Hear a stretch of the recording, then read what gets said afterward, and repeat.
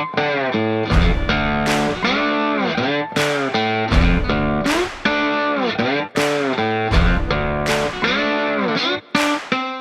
to the Remington Podcast, where we take a deep dive into all things ammunition.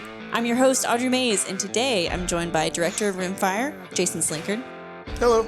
Research and Development Engineer, Leland Mason. How's it going?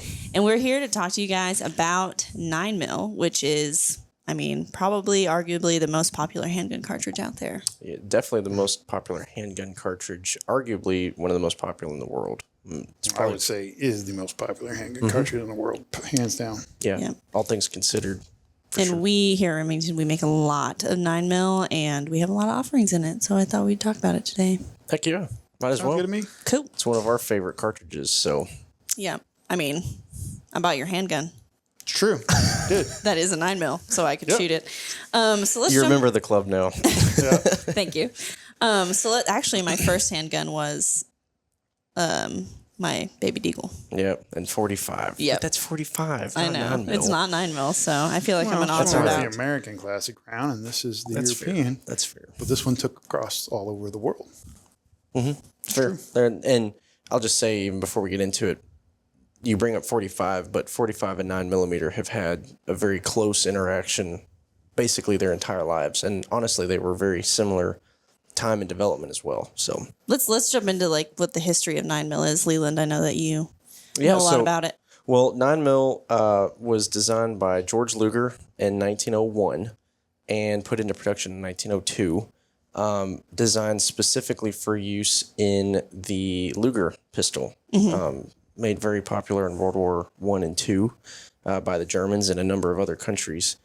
It was loosely based off of a older cartridge with a smaller diameter bullet, and it had the name Parabellum, which If you Parabellum. want peace, prepare for war. Right, yeah. And it's, I think, Latin-based. But anyway, George Luger, when he designed it, was really trying to, amongst a lot of other people, develop a cartridge that was going to be used in what everybody was trying to develop at the time, which was the standard for semi-automatic handguns. So up until then, It was a revolver world. yeah, everything Until was revolver. 9mm really hit, there was some early semi-automatics, but it was a revolver world. That's what you carried for reliability, and that's what they carried into military conflicts and everything else was a revolver. And it wasn't until 9 really took off that even the U.S. during that time period saw the benefits of a semi-auto, and hence 45 ACP later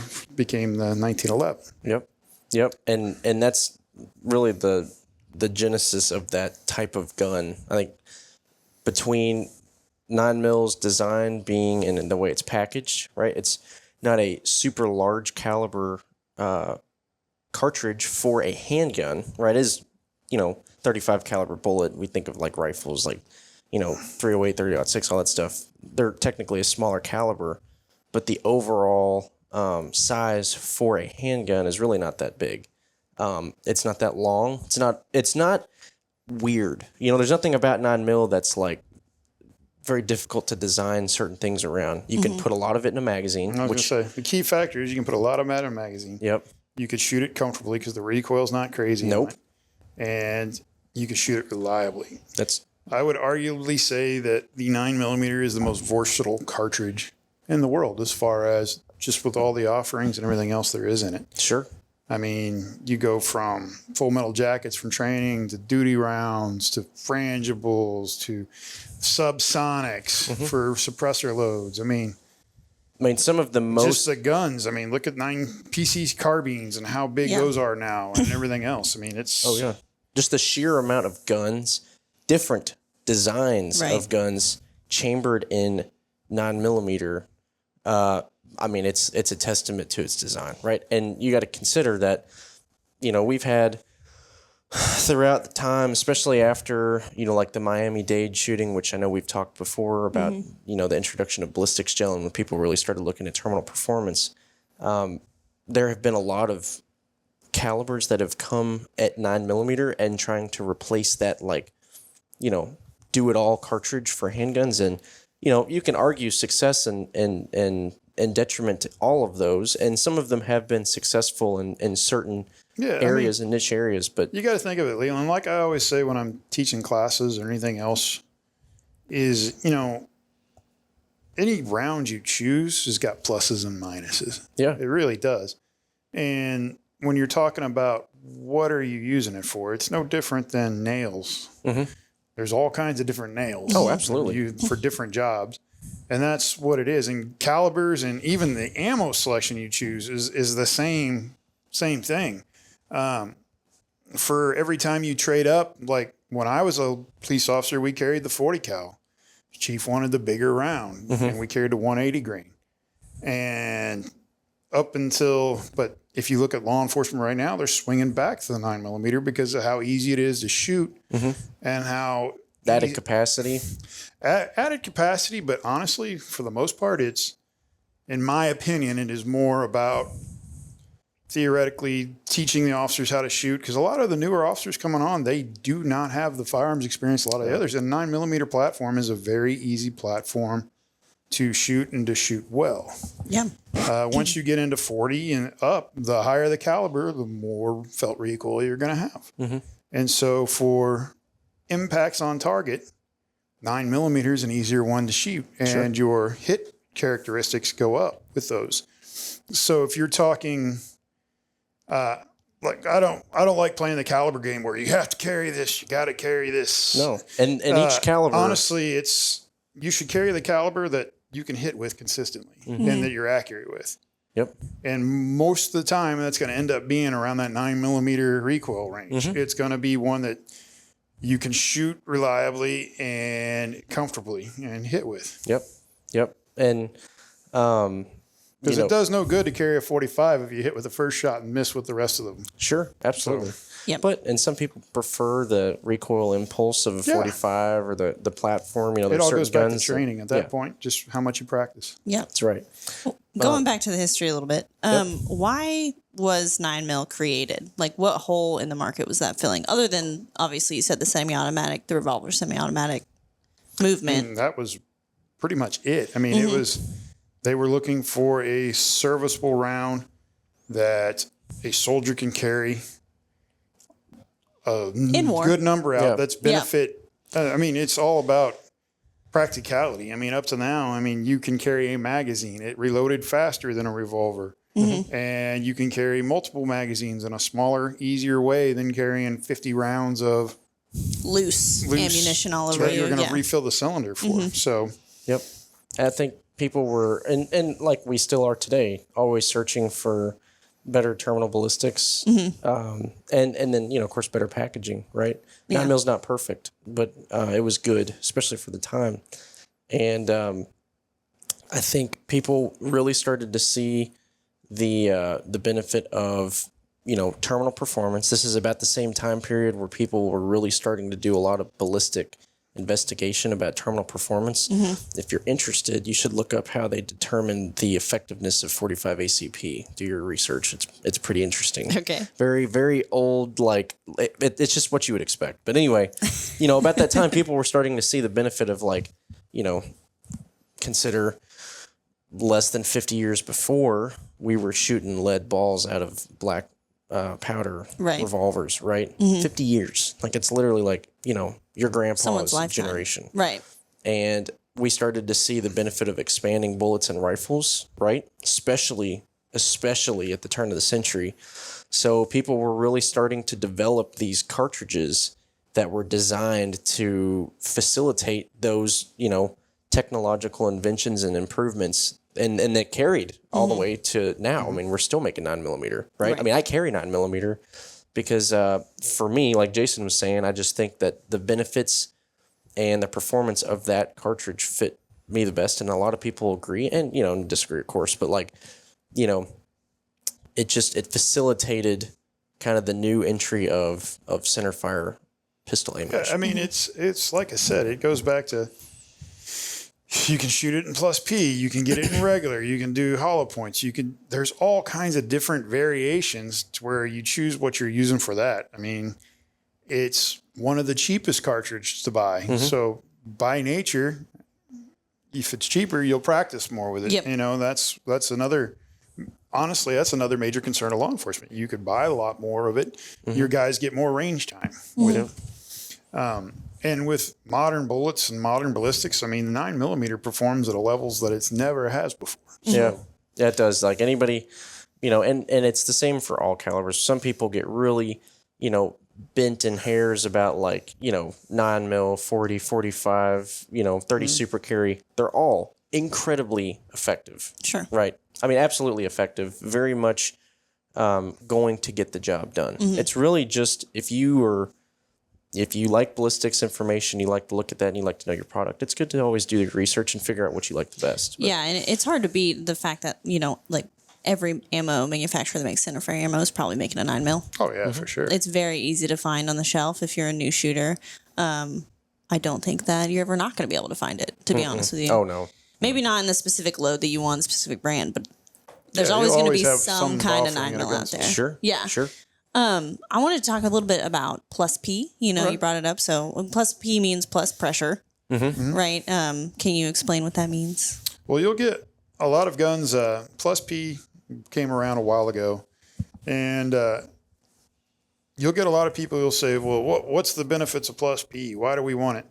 And it's funny because when I used to train law enforcement a lot, you'd get a lot of guys that would go, well, we run plus P because we want the extra penetration and velocity, which is actually wrong. With plus P, yes, you do get extra velocity, but that actually initiates the bullet to expand quicker when it hits because you're going at an extra velocity. You'll actually go shallower into ballistics gel because of it. Because it'll balloon open and slow Correct, because it's hitting at a faster speed, so it's opening that bullet faster. But the benefit to plus P is, say you got a lighter grip on your gun than what you normally have. It offers more back pressure, so the chance of the firearm malfunctioning is less with a plus P ammo. So you'll get a lot of guys carry plus P. The true reason that you'd carry a plus P is if you just want that extra, basically pressure that's coming back, working the slide and working it back forward. It's a lot more forgiving on the shooter if they did limp wrist or something else. The gun's still going to cycle when maybe a standard load wouldn't have enough energy to work the slide. And that's the real benefit of a plus P. I'll let the engineer answer in case I said something. No, I'm 100%. And I was going to say, you know, mathematically, you're going to deliver more energy, same gun, same distance with the plus P, right? You are going to penetrate less. That's just, and you know, of course, I'm sure that, and like, of course we do a lot of research on penetration between different velocities, different loads and stuff for the same bullet. And it's not, let me be sure I'm clear. It is not less effective on target. No. I'm talking instead of going 14 inches, it's going to go 12. But it's going to just mushroom out faster. Sure. You're going to drop a lot more energy quicker in the front of the target because it's opening faster. Yeah. A couple benefits and drawbacks on top of that, right? Like I said, one benefit is you are dumping more energy, right? Hollow point, you know, people talk about hollow points being designed to deliver energy by expanding, you know, because like you get a bigger wound channel, bigger hole. That is partially correct. I would more argue that that's a byproduct, right? Bigger, you know, wound channel and more damage is definitely more effective. However, hollow point's really designed to stop right in the target so it doesn't exit and you get that full energy delivery. So, you know, you're going to penetrate less, but you're carrying that energy at that terminal target at a higher number, right? Yeah, I mean, you're opening a bigger wound channel. Sure. You're going to have a little bit better performance at longer ranges. So, of course, just in the exact opposite of a projectile hitting a target at a higher velocity and opening up quicker, you get to a point where your bullet's going so slow it won't open up, or it won't open up all the way. If it's far away. Yeah, Sure. Out of a carbine, you'll get a lot more, even out of a handgun. At a distance, you'll have a lot more. Once you get out to that 50-yard point, it stretches your effective distance. You'll check your effective distance. That's true.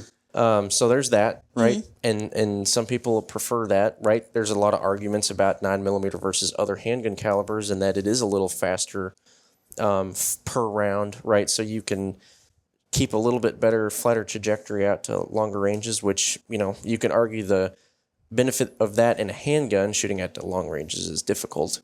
But anyway, you do carry that. You got to remember those carbines now. I could take my carbine. That's true. And go out to the 200 yard without a problem, going in and out. And it's, granted, I know where my gun hits at every point, so it is a different point of aim, but I can accurately engage out to 200 every day with that. Sure. And carbines are incredibly popular right now, both in, in defensive situations and even in just competition shooting.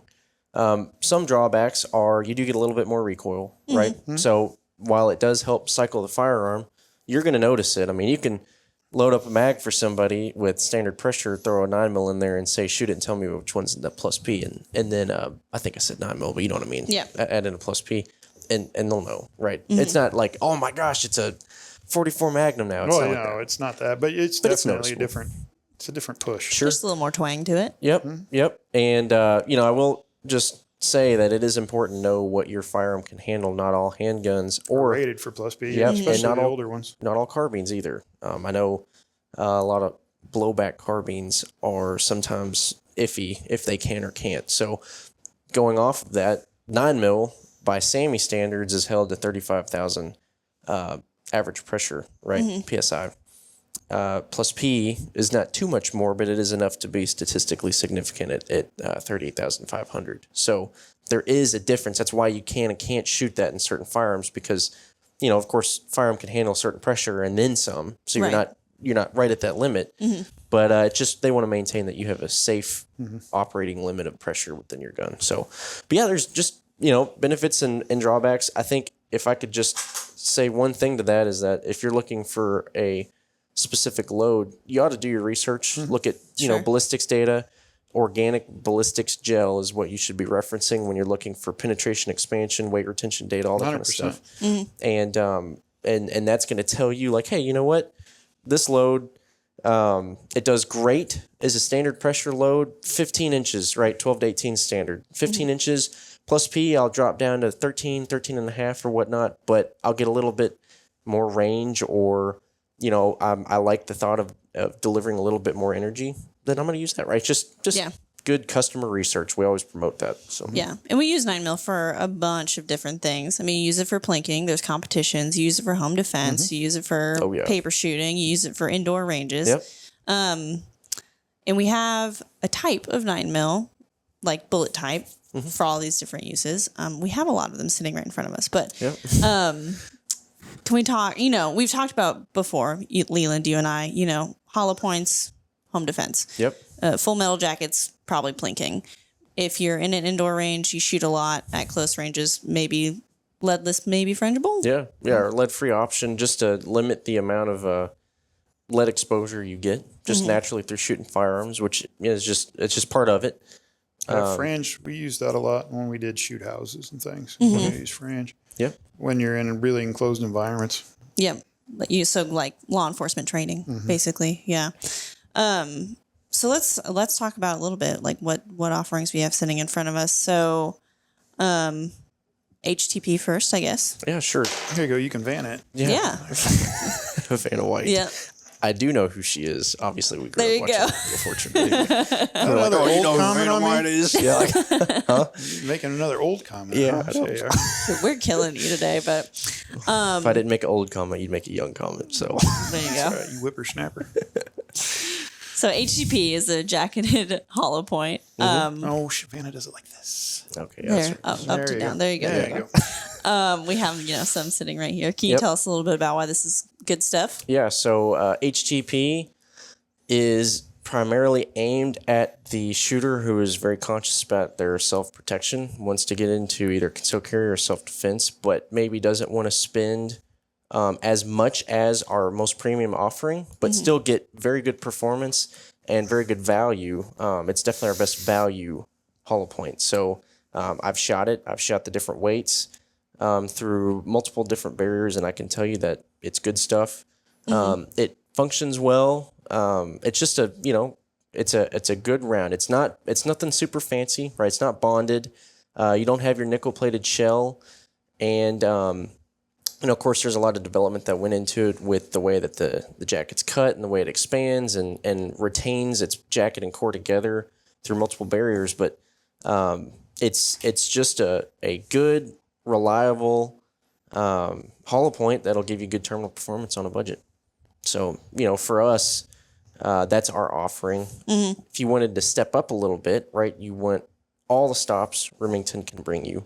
The most features, per se, you're going to go with Golden Saber, of course. Yeah, the bonded one is my favorite one. Yep, bonded being absolute best that we offer right now. Right. So Golden Saber, you got your nickel-plated case designed to prevent corrosion, tarnish more or less with brass cartridges, which you will see over a long period of time. And then there's been studies that show, and of course testing that we perform as well, that nickel-plated cases typically have a little bit less touchiness when it comes to functioning in dirty environments and such. So easier extraction, all that kind of stuff. So just an added premium feature.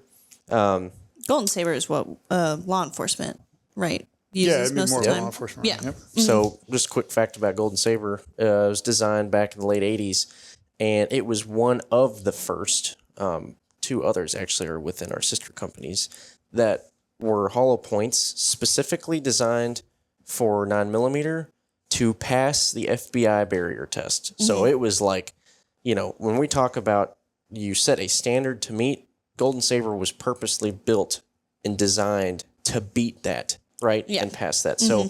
So just a little quick history session about that. And I think that's just neat. But, of course, the principle behind the spiral nose cuts on Golden Saber is that when the jacket expands, it twists and opens, and it brings heavy clothing out of the nose so you don't plug and you get adequate expansion, which helps, of course, your penetration. Those are very much dependent variables. Mm-hmm. And then, like Jason said, the bonded is going to completely eliminate the potential for jacket core separation. And I know you've got experience in law enforcement, and I know we've gotten feedback from a lot of law enforcement that they genuinely trust Golden Sabers from firsthand in the field experience, saying, like, Golden Saber saved my life, right? So bonded, we use a chemical process to connect the core to the jacket, right? It's not a plated core. It's literally two separate parts that we chemically connect. And then when you go through certain barriers, especially some barriers that are very demanding and they damage the bullet when they enter, such as automotive glass and steel, and in wallboard too, and drywall are also, or plyboard. They can be pretty disruptive to the actual integrity of the bullet too. It just helps retain that, and you get better terminal performance after the barrier. Yeah. Mm-hmm. So that's our most premium option. Again, shot that through multiple barriers. Does pretty good. Still kicking. It's got a lot of life left to give, and people still really like it, and we still get comments from law enforcement about that today. Yeah. So those are our two hollow point offerings that at least we have sitting in front of us. But I do have a question. We load 9mm in 115, 124, and 147 grain. Yep. What would make someone pick one grain weight versus the other? Well, it depends on, again, it goes by your purpose. For 3-gun, usually I'll run 124s. They're the best combination, I feel, between 115 and 147 for speed. Now, if I'm shooting a match that has a lot of steel targets, I go for 147 because I want that extra energy on a plate to knock it over. You want that knockdown, yeah. Yeah, I mean, 124, I'll usually do it without an issue as well. So if it's a lot of paper and plates, I'll still run the 124 just because you got the speed factor there is really good. 115 grains. The plates are supposed to be calibrated for 115. Yeah. But if you edge hit one, it's hit it a little low. Yeah, it's a little iffy. Yeah. So I like, personally, I always, my minimum I shoot's 124. Usually you run the 124s or 147s. It just literally depends on how the match is set up. Sure. You run a little heavy on the safe side. Yeah, on the steel match, and when there's a lot of steel, I run a little heavy. Just a little bit more, momentum. And of course, momentum is a factor of, or a product rather, of velocity and weight. So there's, you get a heavier bullet, it's going to go a little slower. But yeah, it's just the terminal performance at those, you just typically are more reliable with the heavier bullets. So, right. I will say too, like for the 115, like if I'm going to take someone out shooting that hasn't shot before. Oh yeah, 115 is perfect. It's a great round for that. So yeah, if you're punching paper, 115 is the way to go. Yep. And then of course there's different bullet profiles within that, right? Like 147s typically have that flat nose in the front. Almost acts more or less like a semi-wad cutter. So like you'll have a little bit cleaner hole in the paper. Some people really appreciate that. A lot of target shooters shoot wad cutters outright, which is just literally a cylinder. Yeah. And it's intended to be like hole punch on a paper. So you get a little bit more of that effect with a 147 too. So okay. Yeah. And if you're not plinking, like if you want a home defense round, what would make you choose one grain weight versus the other? Literally on what that your gun one, likes. Yeah, it's a lot what your gun's like, and at the same time what recoil pulse you want. Yep. Like I know certain 9mm I have just seem to shoot the 147 better. It's a longer bullet, and a profile deal. The profile is probably, just a little bit better, and I get a little more accuracy out of it. But that said, I've got most of my match guns are all set up, or even most of my LE guns were set up for 124 grain. The longer barreled guns and because I got better accuracy overall and performance, I felt out of that. Yep. So it really just depended on the gun more than anything, what one I chose. And generally speaking, I usually, not going to lie, I go usually towards the heavier stuff. So I like 147 just because I like the slower, heavier bullet in flight. And traditionally speaking, especially out of the shorter barrels, the 147 is more accurate. Yep. But I mean, by more accurate, we're splitting hairs. But yeah, but it is real fact. I mean, typically your 147s are going to be just a little bit more inherently accurate. I will just say like 45 ACP being a heavy but short 4 caliber bullet gives it more inherent stability. 9mm 147s are a little opposite. Actually, they're a little smaller for caliber but longer. Typically, what makes a 147 9mm bullet more inherently accurate is the nose and heel profile. So, there's a lot of development that goes into testing that. But it's just every gun's different. Like you said, if I was going to choose, I would just go out, buy all of it, and shoot my gun until you figured it out. Yeah. And I have guns that love 115s, hate 147s, and the complete opposite. So it's just different, different I will say strokes. in general for law enforcement, most of the time you're going to see a 124. Okay. And the reason being is it's just the best merriment between all the different stuff. You'll see a lot of 124, a lot of 124 plus P is what you'll see across the board most of the time. Yep.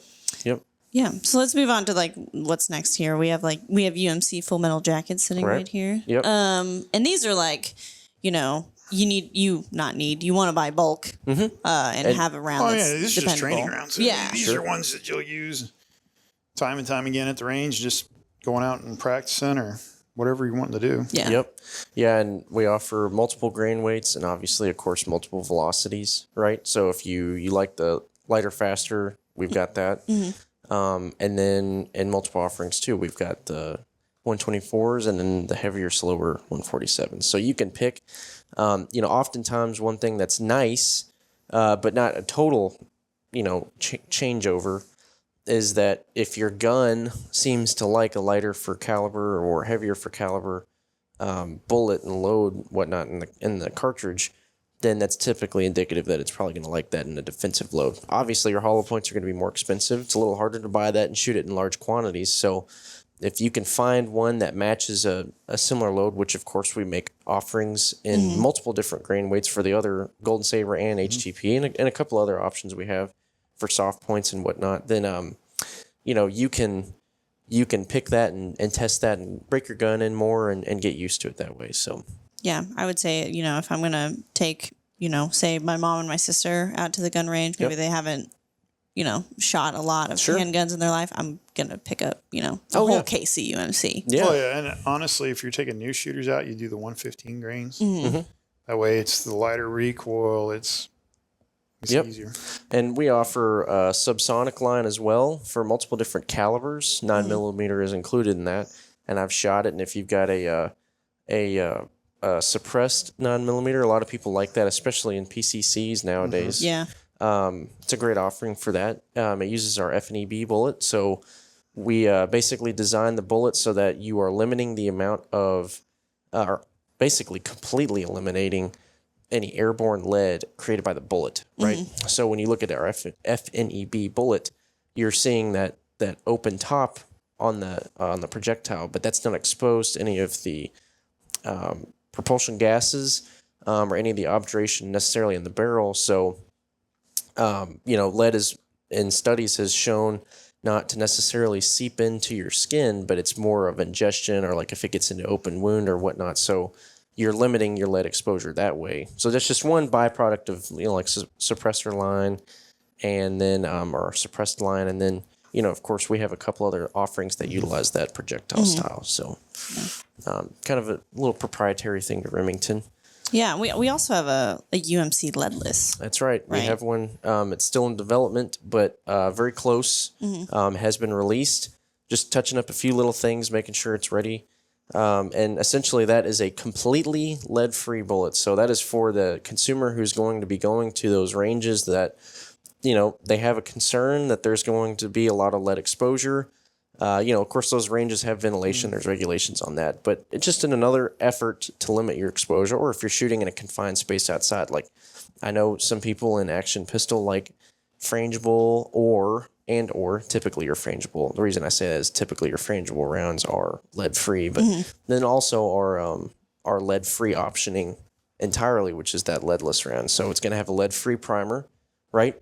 The basis of most modern primers does have some traces of lead. Sure. And then, of course, the bullet not having lead as well.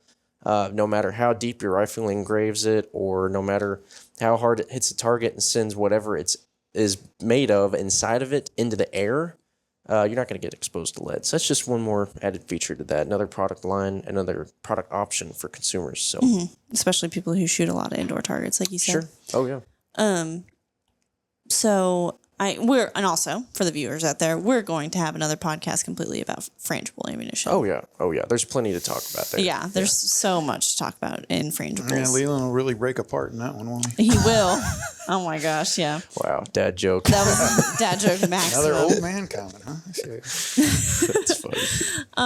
That was pretty good. But I kind of wanted to go, we've been doing this thing where we ask each other scenarios. Yeah. And you have to pick a Remington offering of, what you would reach for in that scenario. So people out there, might relate to that and know what to choose. So Slinkard, you have a law enforcement background. Let's say you need a home defense round. You want to make your family feel safe. You want to make yourself feel protected. What are you reaching for? I would do one of the Golden Sabers. Me personally, probably the bonded, because you got all the different. But then again, you might just want to go with a standard Golden Saber, because if you're inside a house, again, bonded's going to get you through all the wall board and all that, but round's still going to be quite functional after it gets through that. Mm-hmm. Yeah. So there's different thought processes on that. So. But me personally would probably go with a 147 grain bonded. Yeah. Because I good analysis. Nice, make sure I know what I'm shooting point. at before I launch it. But. Personally, the gun that I choose for bedside protection, I know likes 124 bonded Golden Saber the best. So that's going to be my pick. I agree. I think, what Jason was saying about, you don't want to go shooting through all your walls in your house for obvious reasons, right? There's definitely collateral damage that can become of that. But I think all things considered, I just think our bonded projectile is just really good across the board at all different barriers. So let's say I wanted to, I felt confident that I could actually shoot, through something or not have to worry about necessarily having terminal performance affected by a barrier that I was in. So just a good all-around bullet. It's a legitimate contender for that. Yeah. So I got a question for you, though. Okay. So let's say maybe you're on a budget, right? And you don't necessarily want to have, you want the best terminal performance you can get, but you don't want to, break the bank or have to buy all this ammunition to throw through your gun, break it in on it. Mm-hmm. What would be your pick? Grain, weight, and everything. Oh, yeah. I will go 115 HTPs. Yeah? Yeah. High terminal performance. I Plus P or not?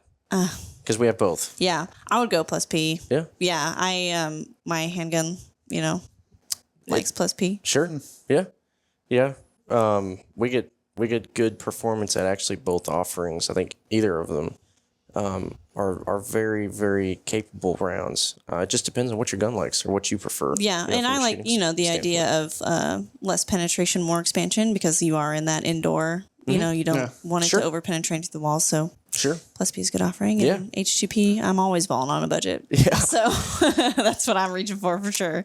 Well, I'd just like to say, too, that, Remington has an incredible amount of new handgun products, fundamentally different than anything we've ever made before, coming down the pipeline, too. So, keep your eyes out. It's all coming. Yeah. So. I mean, we're stepping into the handgun world. Oh, yeah. For sure. I mean, we've been here, but we're about to. I think off that point, you're going to see big things. Let me just put it that way. Yeah, for sure. Yeah. Anything else to add, guys? 9mm users everywhere? Yeah, 9mm's great. Still my favorite cartridge. Yeah, 100%. Shoot it more than anything else. Legitimately, if I could have a gun really to do everything, it would be a handgun, and it would probably you'd make a really hard argument for 9mm. For a 9mm. Yeah. If you had one gun to survive off for the rest of your life, you could hunt with one. Yeah. Oh yeah, absolutely. And then and there's plenty of options out there for that as well. Mm-hmm. I've seen it, and I've been in testing of that, and 9mm don't underestimate it. Yeah. Absolutely. Yeah. Well, there you have it, guys. Remington is on the rise. Like, comment, subscribe, and be sure to share this podcast with your hunting or shooting buddies. If you have any questions for me or Jason Slinkard or Leland Mason, you can email us at podcast@remington.com. Thanks for listening.